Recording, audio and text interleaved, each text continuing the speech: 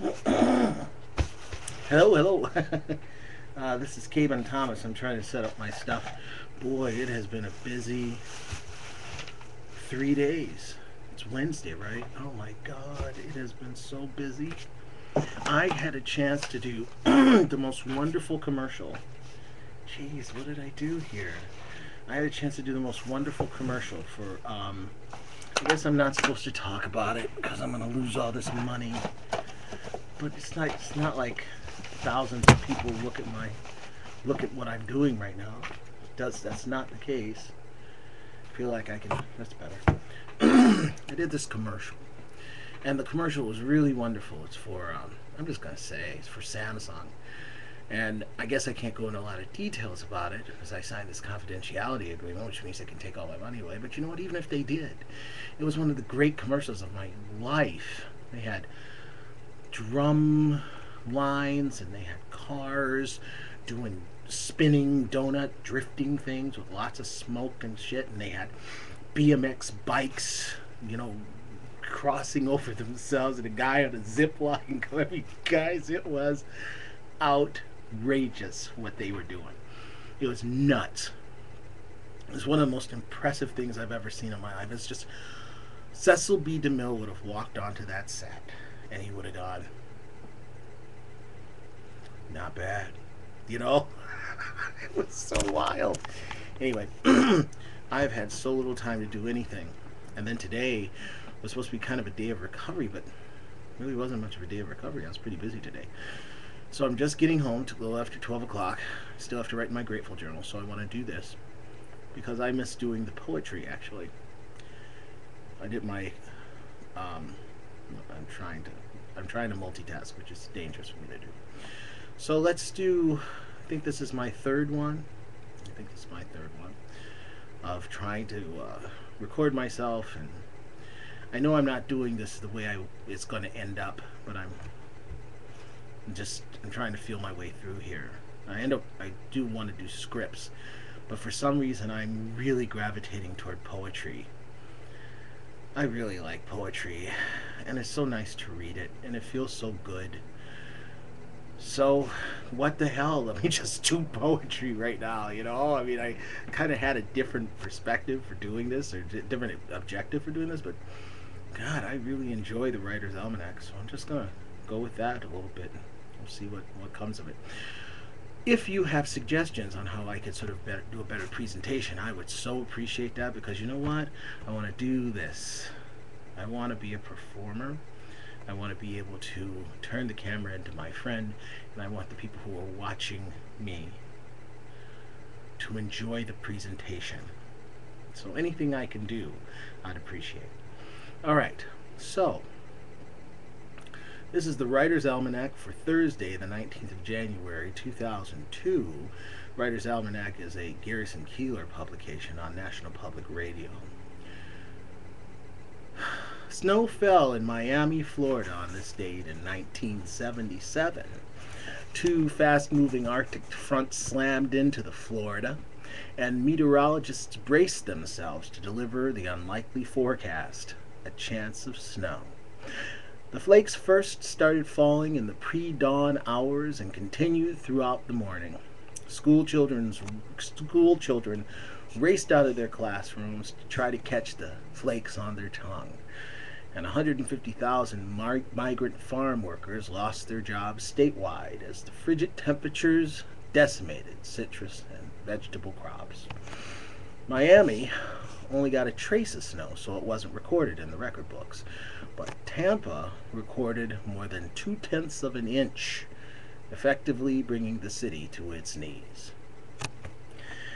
It's the birthday of Edgar Allan Poe, 1809. Born Edgar Poe in Boston, Massachusetts, his parents were both actors, but his father left the family in 1810, and his mother died of tuberculosis a year later. The young Poe was raised by the Allens, a Scottish merchant family in Richmond, Virginia, who gave the boy his middle name. They sent him to the University of Virginia, where he picked up a habit of drinking and gambling from his rich friends. He had a falling out with his father over his dissolute behavior and was disowned.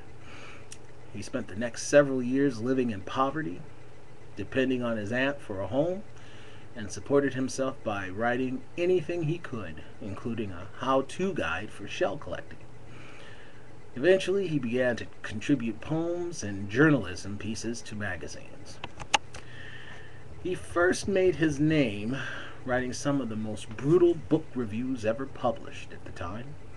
He was called the Tomahawk Man from the South. He described one poem as an illimitable gilded swill trough. And he said, most of the people who hold high places in our poetical literature are absolute nincompoops. He wrote fiction too, mostly light, humorous tales, because that was what was popular at the time. But the writing didn't pay very well. He made about $4 an article and $15 per story. In 1842, his young wife, Virginia, contracted tuberculosis.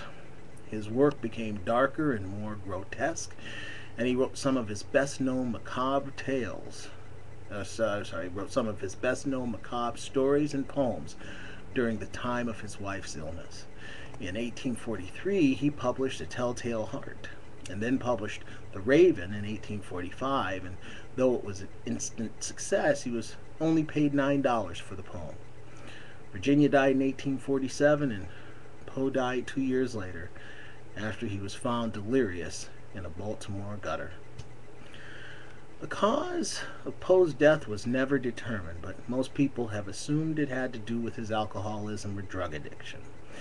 But many of the assumptions people have long held about Poe can be traced back to one of his rivals, anthologist Rufus Wilmot Griswold. The two men had an ongoing feud since 1842, so that's 7 years, right? When Poe was critical of Griswold's choices of poets for an anthology, Griswold, under the name Ludwig, wrote a lengthy obituary for the New York Tribune, which began, Edgar Allan Poe is dead. He died in Baltimore the day before yesterday. The announcement will startle many, but few will be grieved by it.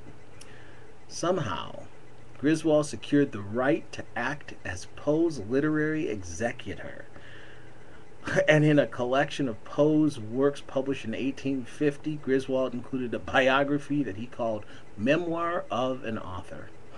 He portrayed Poe as a drug addict, a drunk, and a madman, and included forged letters as evidence.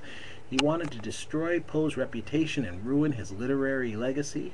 Instead, his salacious rumors served to boost the sale of the author's work. Is it salacious or salacious? I think it's salacious. Oh well.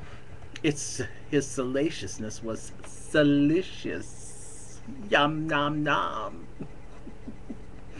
How in the world did this guy, this Griswold guy, get to be Poe's literary executor? Like, how did that happen?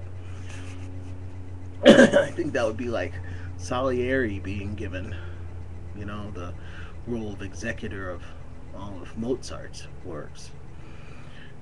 Not positive how incredibly smart that would be. Anyway,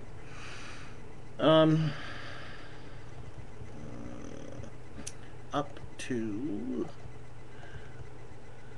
some poetry by Edgar Allan Poe on the day of his birthday. We'll do A Dream Within a Dream. Take this kiss upon the brow, and in parting from you now, thus much let me avow.